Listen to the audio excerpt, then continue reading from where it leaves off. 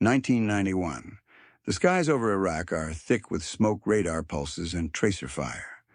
A Soviet-trained radar crew tracks a formation of low-flying U.S. aircraft entering the kill zone, a stretch of terrain defended by ZSU-23-4 Shilkus, SA-8s, and shoulder-launched missiles. The signatures are large, slow, and seemingly suicidal. They expect easy kills. Instead, they witness something that rewrites the rules of air combat. From their bunker, the radar operator calls out two bogies, both descending rapidly. A third disappears from screen entirely. He assumes a direct hit. But minutes later, satellite footage confirms the impossible. The downed aircraft has landed safely. Another returns to base with one engine, shredded a wing barely attached, and half its tail missing. Mechanics rush to meet a fuselage that looks like it was stitched together with fire. The pilot climbs out, covered in sweat, swearing that the jet kept flying on one hydraulic line. The aircraft, an A-10 Thunderbolt II, NATO calls it the Warthog. The Soviets have another name for it, the tank killer. But now they're calling it something else unbelievable. Reports pour in from Iraqi generals trained in Soviet doctrine. The Warthog flies at treetop-level hunts in pairs and shrugs off everything thrown at it. It attacks through 23mm flak barrages, outruns SA-7s, and returns fire with a 30mm GAU-8 cannon that turns Soviet armor into molten steel. Worse still, it keeps coming back. The Soviets can't make sense of it. Their own Su-25s would never survive this level of abuse. According to every textbook, every line of doctrine, and every training manual ever issued, this aircraft should be dead. It isn't. And it's not a fluke. In Moscow, engineers and military planners begin dissecting reports with disbelief. They assumed American aircraft were fast, high-tech, and fragile. This thing's slow, ugly, and brutal was never even supposed to enter a modern battlefield, let alone dominate one. The fact that it does isn't just a shock. It's a threat to an entire belief system. And as more A-10s limp back to base, riddled with holes but still airborne, a new fear takes root inside Soviet aerospace circles. This isn't an anomaly. It's a doctrine.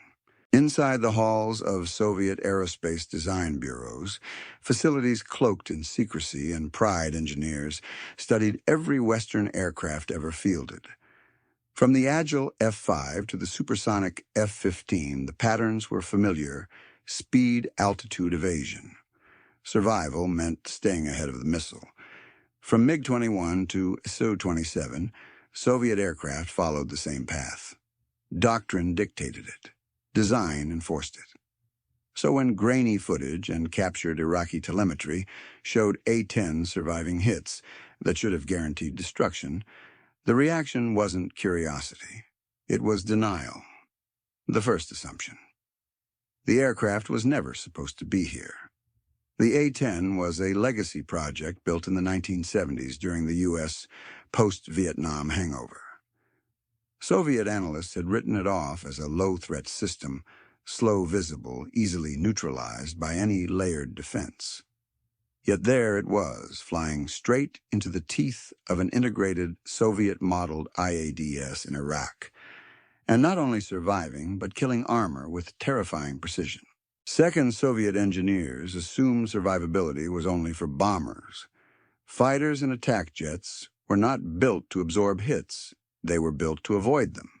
Every Soviet aircraft emphasized maneuverability, thrust-to-weight ratio, minimal drag. Armor was for tanks, not aircraft. But the A-10 defied that logic entirely. It was essentially a flying gun wrapped in titanium, built to take punishment. Its survivability wasn't a patch, it was the core design. Twin engines mounted high to avoid ground fire. Foam-lined self-sealing fuel tanks, manual backup flight controls, redundant hydraulics. It wasn't that the A-10 resisted damage, it ignored it. Third assumption, the battlefield itself. Soviet doctrine imagined future wars as fast-moving, high-intensity conflicts, large formations of armor rolling across the plains of Europe under thick air cover. The idea of a slow aircraft loitering above the battlefield hunting individual tanks like prey didn't fit the model. But the U.S., had shifted. It had moved from mass to precision, from attrition to surgical strikes. The A-10 was part of that shift, a deliberate pivot, away from speed and towards survivability, endurance, and effect. It wasn't built to win a dogfight. It was built to ruin ground warfare. In the Soviet aerospace community, the disbelief turned into anxiety. The assumptions weren't just wrong, they were outdated. Worse, they were vulnerable. Because if a slow, ugly American gunship could walk into a Soviet-designed kill zone and walk out again, then every SAM, every gun, every doctrine built over 40 years was in question. And the A-10 wasn't alone.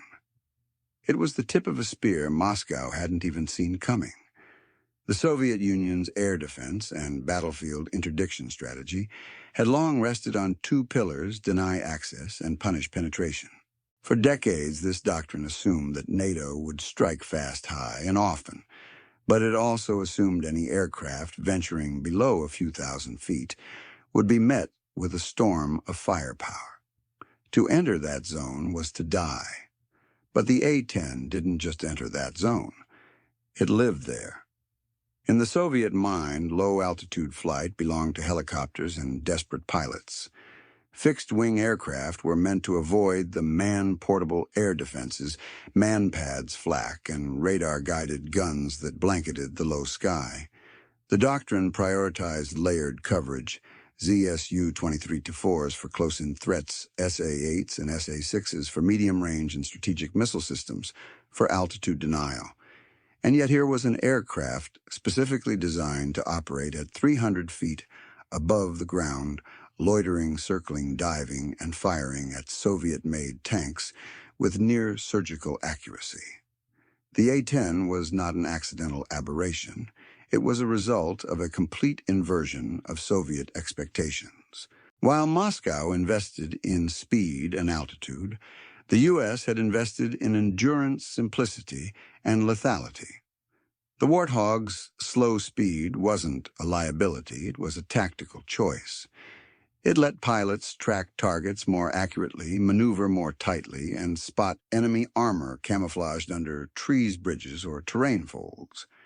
This directly undermined a core Soviet belief that massed ground forces, protected by a robust air defense umbrella, could survive and push forward even under aerial pressure.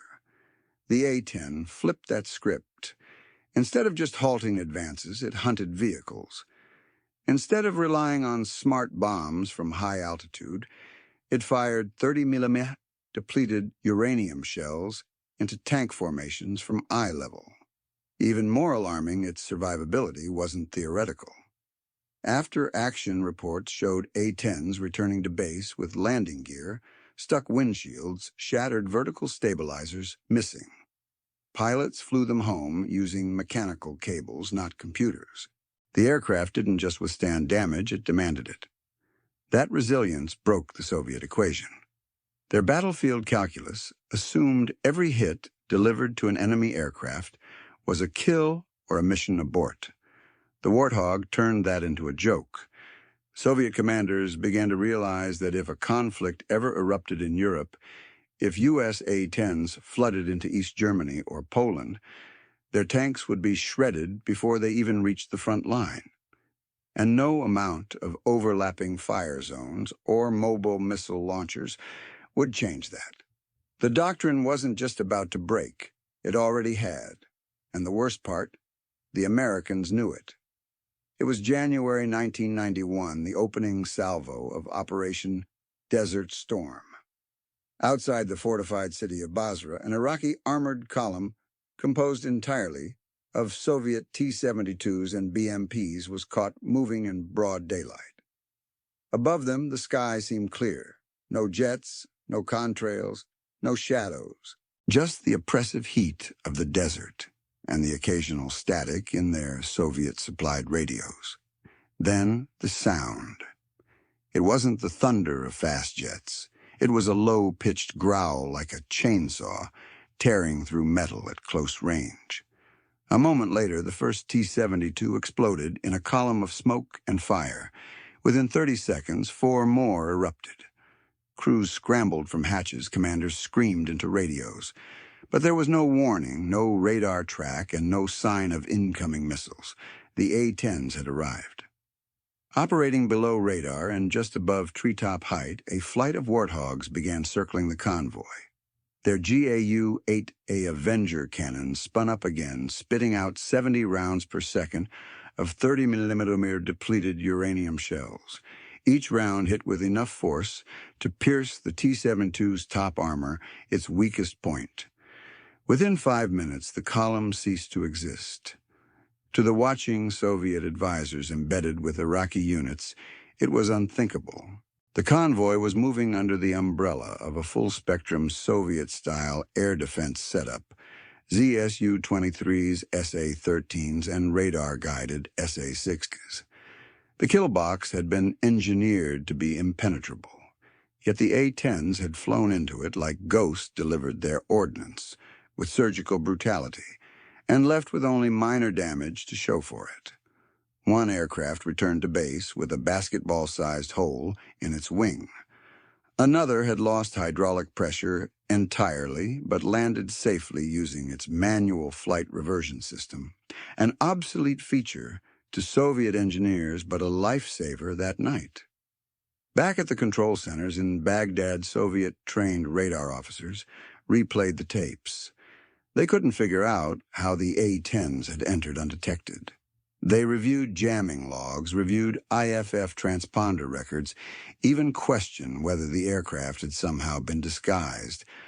But the truth was simpler and more terrifying. The A-10s weren't stealthy by design. They just flew so low, so slow, and so deliberately that the entire radar architecture, built to detect conventional threats, simply missed them. It was a revelation that chilled every Soviet officer watching.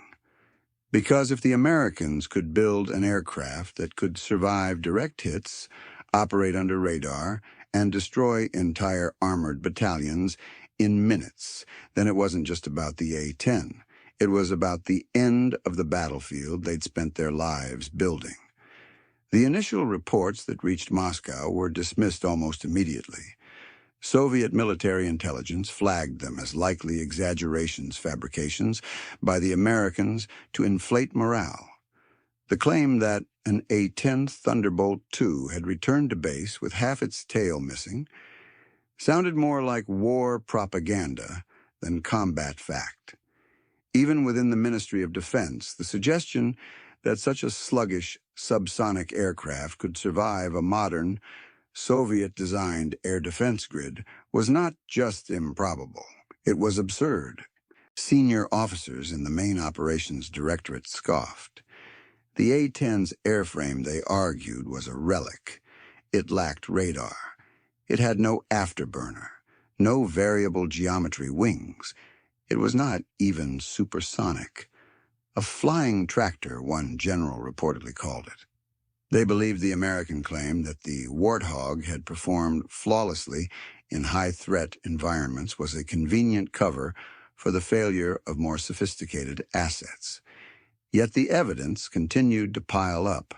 Satellite imagery showed the aftermath convoys of T-72s torn apart, with precision SA-6 sites destroyed with pinpoint strafing runs and battle damage assessments that consistently traced back to A-10 missions. Iraqi officers, many trained in Soviet academies, sent back first-hand accounts of the aircraft's impact. The term flying tank began to appear in field debriefings. One Iraqi colonel noted that even direct hits from 23mm guns failed to bring the aircraft down. Still, Soviet leadership clung to skepticism. Engineers from Mikoyan and Sukhoi protested that their own Su-25 Frogfoot, an aircraft in the same role, could never withstand that level of punishment. The design philosophy didn't allow for it. So how they wondered, could the Americans get it so right? Moscow ordered its military attachés across the Middle East to begin gathering hard data, debriefings of Iraqi defectors, film footage from Saudi channels, wreckage analysis. Every thread they pulled led back to the same conclusion: the Americans had designed an aircraft not just to survive in a hostile environment, but to thrive in it. And they had done it in plain sight. The A-10 had no stealth coating, no electronic warfare suite rivaling the latest MiG. It didn't need them. It was protected by titanium bathtubs, foam-sealed fuel tanks, and redundant systems that flew in the face of Soviet assumptions about cost, weight, and effectiveness. When one A-10 landed with no hydraulics, guiding itself in manually, a Soviet aerospace analyst reportedly declared, "That is not an aircraft. That is a tank with wings." And still some refused to believe it. Denial was safer than acceptance, because if it were true, then it meant the Soviet Union had bet its doctrine, its weapons, and its future on an idea of war that no longer existed. And that meant more than embarrassment. It meant defeat. After the shock subsided, Soviet analysts began constructing a theory, one designed not to understand the A-10, but to contain the panic it caused. The theory was that the A-10's performance was situational, exaggerated by American air superiority, weak Iraqi command, and technological mismatches that would never occur in Europe. It wasn't the aircraft, they claimed. It was the environment. That theory became gospel in Moscow. The logic was simple and comfortable. The A-10's success relied entirely on the complete breakdown of Iraqi air defenses. Baghdad's failure, not America's brilliance, had made the Warthog look invincible. Soviet generals cited Iraq's limited use of radar decoys, its outdated command and control networks, and the low morale of frontline units. A real war, they insisted, would not have unfolded like this. But this theory had a fatal flaw. It required ignoring the very evidence Soviet advisors had witnessed firsthand. For one, many of Iraq's defenses had been mirror copies of Soviet doctrine, SAM belts modeled on Eastern Europe, integrated air defense tactics straight from Frunze Military Academy playbooks.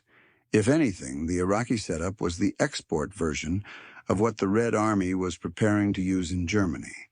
And still the A-10s had flown through it day after day without collapsing under fire. Second, the theory required ignoring the sheer design intent of the A-10. It hadn't stumbled into survivability by luck. It had been engineered for it from the beginning. Every feature was focused on enduring a Soviet-style battlefield armor against 23 mm cannon fire engines spread apart to reduce the risk of simultaneous loss, flight systems doubled and backed up by manual cable controls. No other aircraft in the American arsenal was built this way. Third, the Soviet response assumed that future battles would be symmetrical, fighter versus fighter, tank against tank.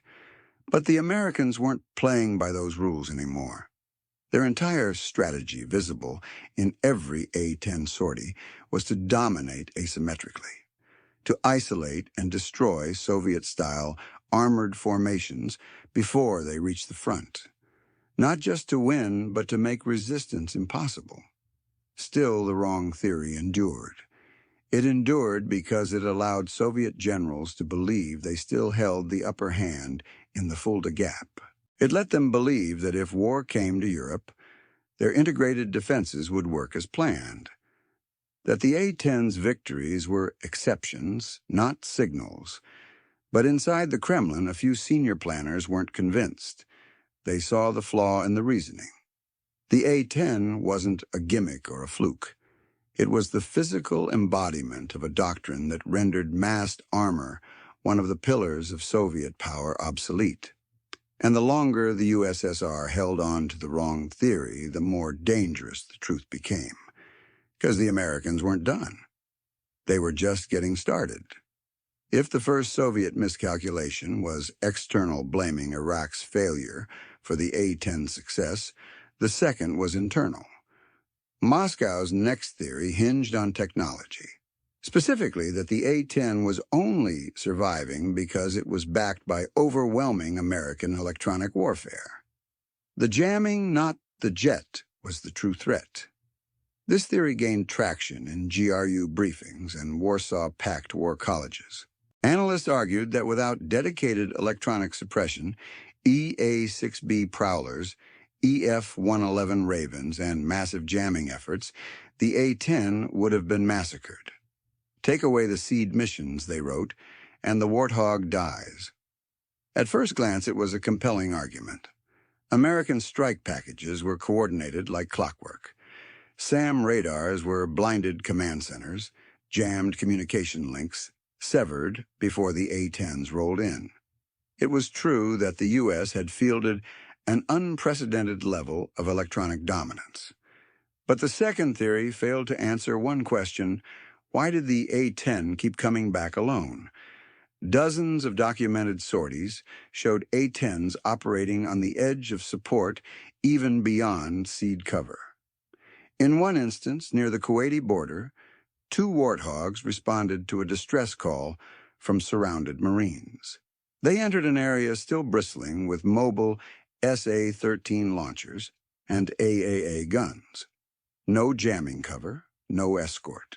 They loitered for 20 minutes, destroying enemy positions and resupplying the troops with smoke markers and precision fire. Both jets returned home. The reality was this jamming helped. Suppression helped. But they weren't the reason the A-10 survived. The aircraft's entire survivability matrix was baked into its DNA. Thick armor, self-sealing fuel tanks, engines placed high and apart, redundant systems. The Warthog didn't avoid threats, it absorbed them.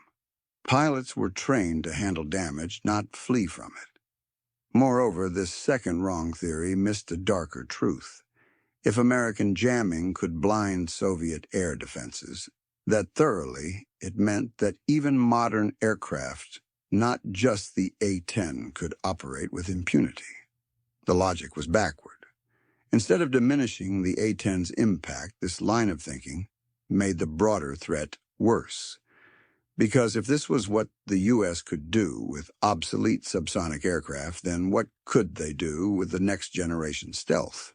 Standoff munitions, AI-assisted targeting. In the Kremlin's war rooms, a few forward-thinking officers began to panic, not because the second theory explained away the A-10's victories, but because it revealed the Soviet Union's total reliance on radar and missile coverage was built on sand. If electronic warfare had become the master key, then the lock didn't matter anymore. And that realization, quietly growing behind closed doors, was more terrifying than any Warthog. Because it wasn't just their tanks that were vulnerable. It was the entire Soviet command structure.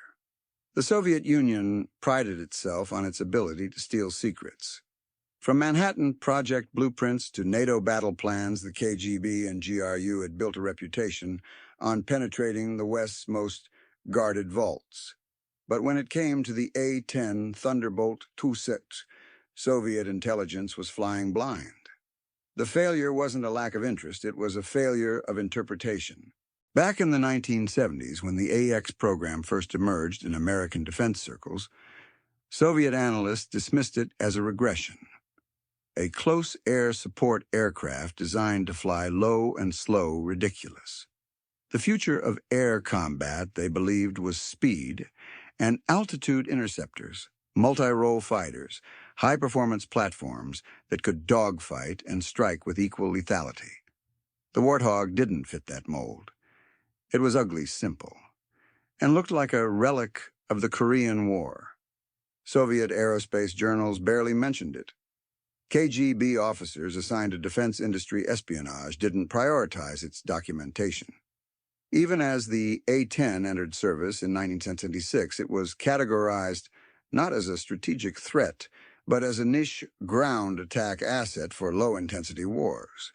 But the Americans weren't building it for low-intensity wars.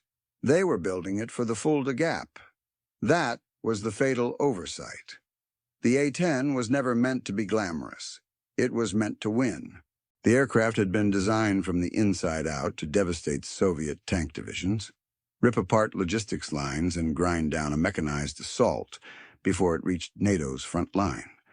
Everything about the A-10, its survivability, firepower, loiter time, was optimized for a single-purpose stop Soviet armor. And Soviet intelligence missed it. When Desert Storm began, GRU analysts were stunned to learn how many A-10s were deployed. They had expected a few dozen. The Americans sent over 100. Each flew multiple missions per day, often into contested airspace. Over the course of the campaign, they destroyed more than 900 Iraqi tanks, over 2,000 other vehicles, and hundreds of artillery positions. The numbers didn't make sense to Soviet planners. That level of output should have required stealth or supersonic delivery systems, not a twin-engine subsonic aircraft with straight wings. Scrambling to recover, the KGB launched retroactive assessments. Old imagery was re-examined. Pilots were debriefed. Radio chatter intercepted from Iraq was translated and analyzed. Nothing changed the picture. The Americans had built a low-tech killer that Soviet systems weren't designed to stop. Worse still, the Americans had told the world about it. The A-10 wasn't secret. It wasn't black budget.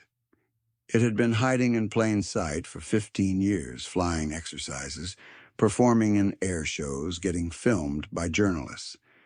And Soviet intelligence had looked away, because it didn't match their vision of what war was supposed to look like.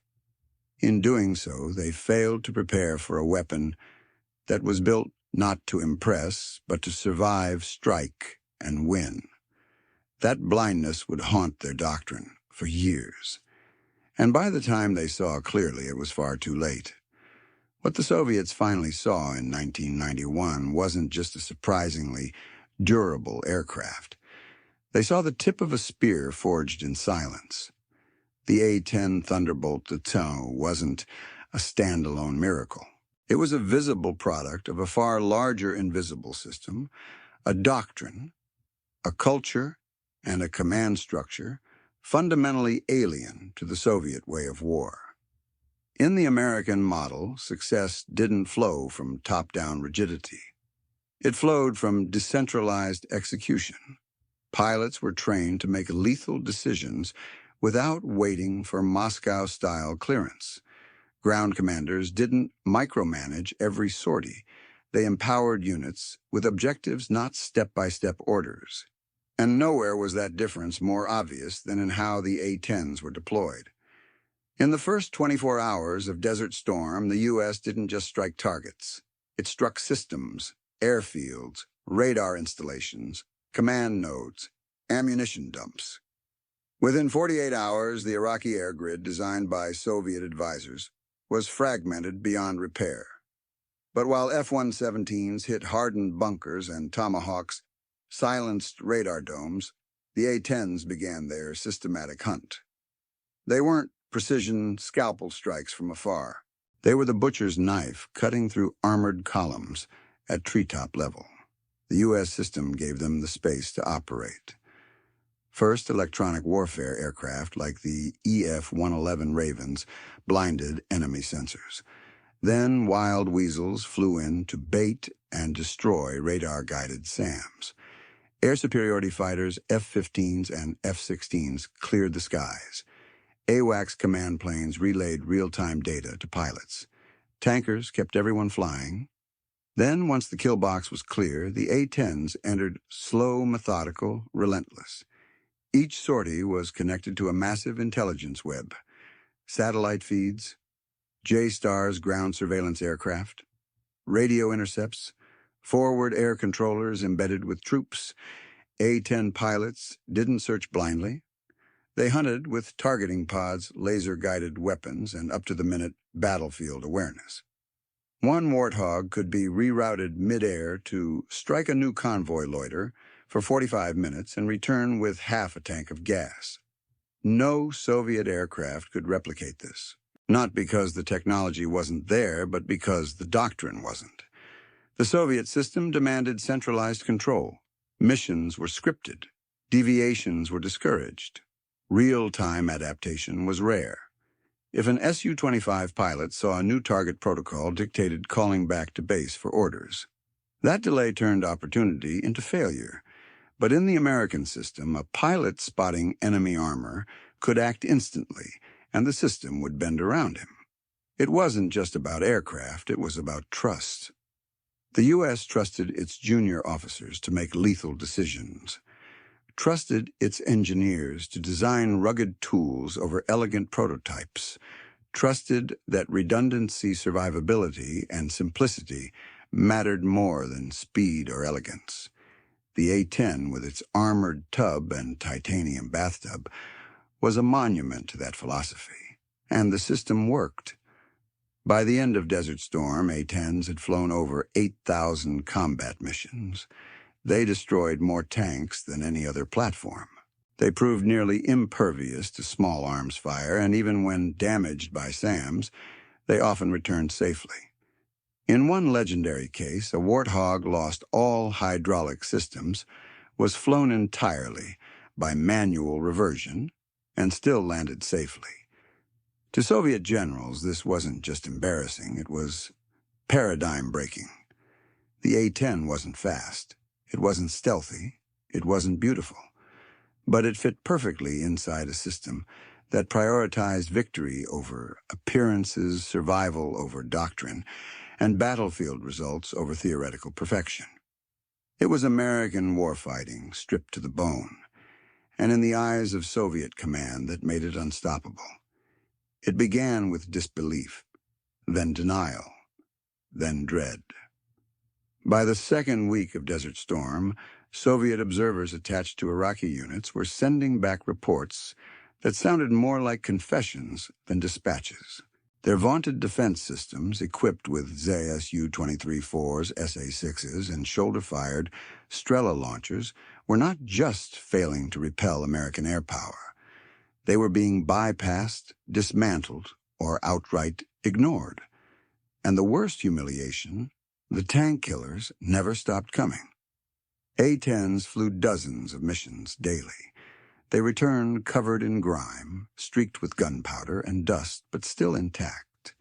Iraqi crews abandoned tanks at the first glimpse of a Warthog silhouette. Soviet-trained radar officers wept in disbelief after their intercepts failed to even launch. These were the weapons Moscow had armed and trained for 2 decades, and they were being shredded by aircraft that looked like holdovers from Vietnam.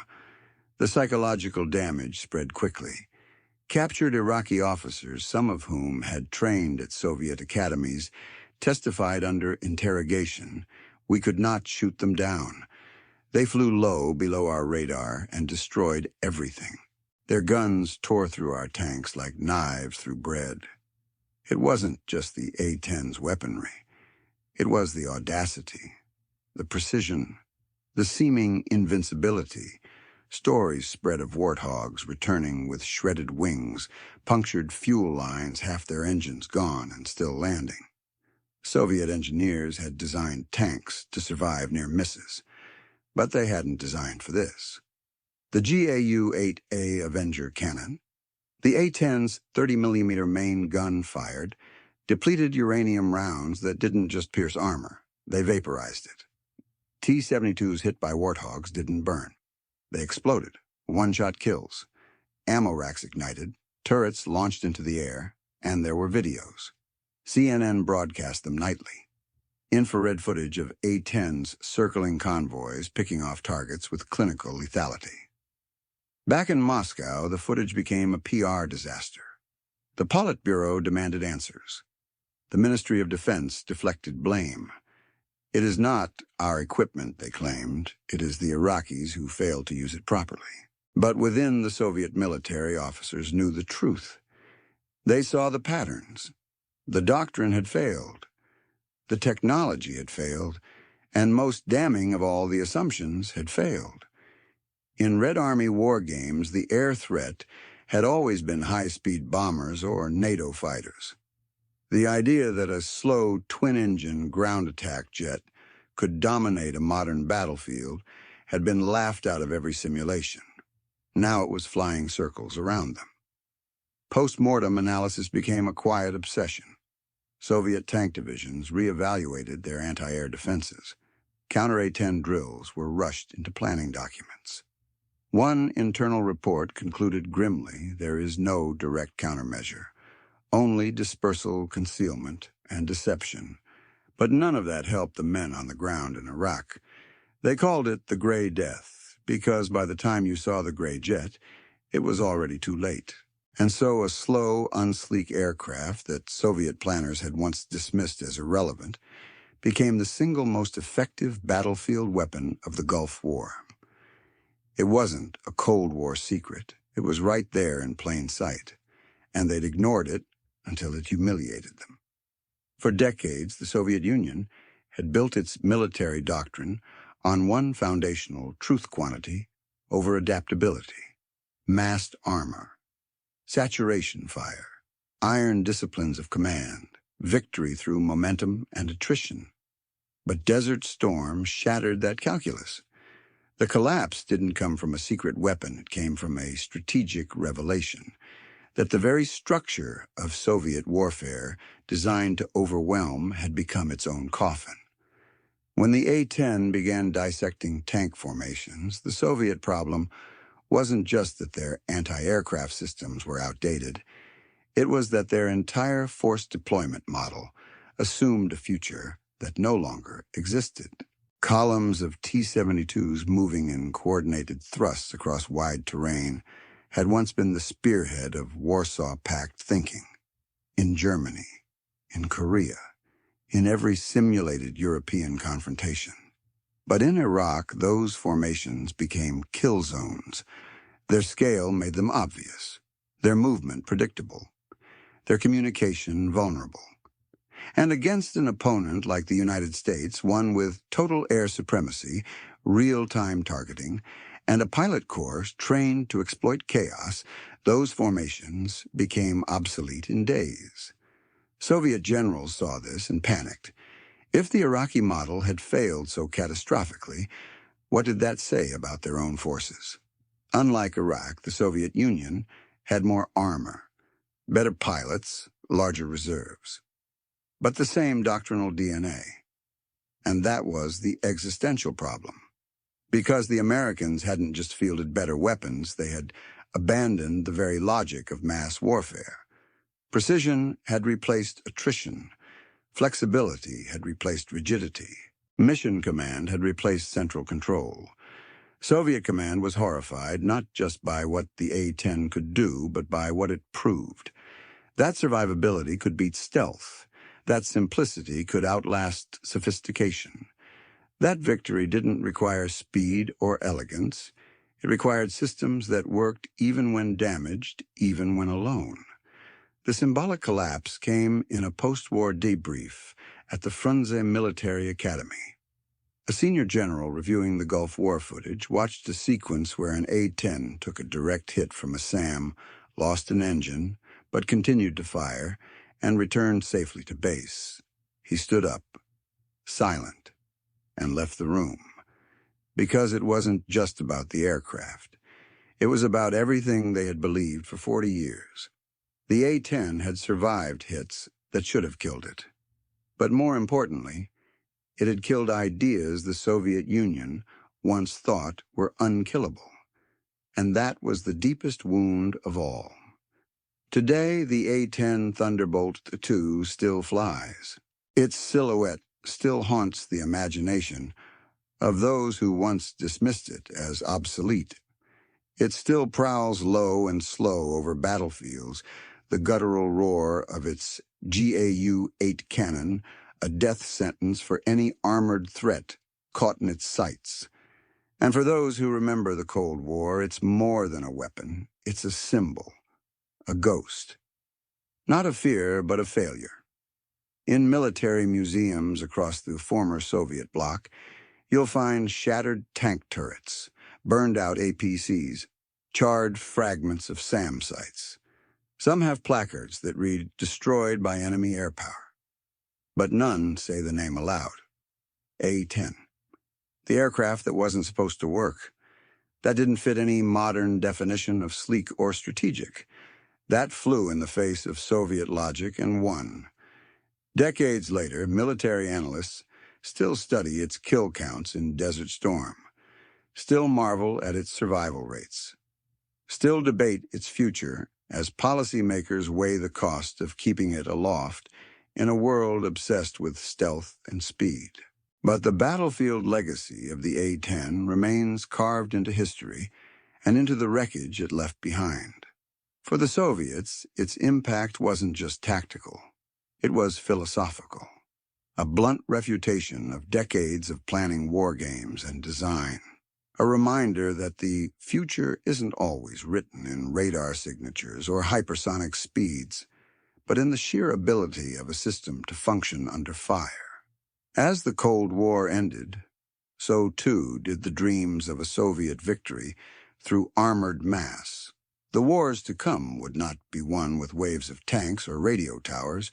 They would be won by smaller units, faster decisions, and weapons like the Warthog, slow, survivable, and mercilessly effective. The A-10 didn't win the Cold War alone, but it proved beyond any counter-argument that the battlefield didn't belong to the most advanced theory. It belonged to the aircraft that came back every time, even when it shouldn't have.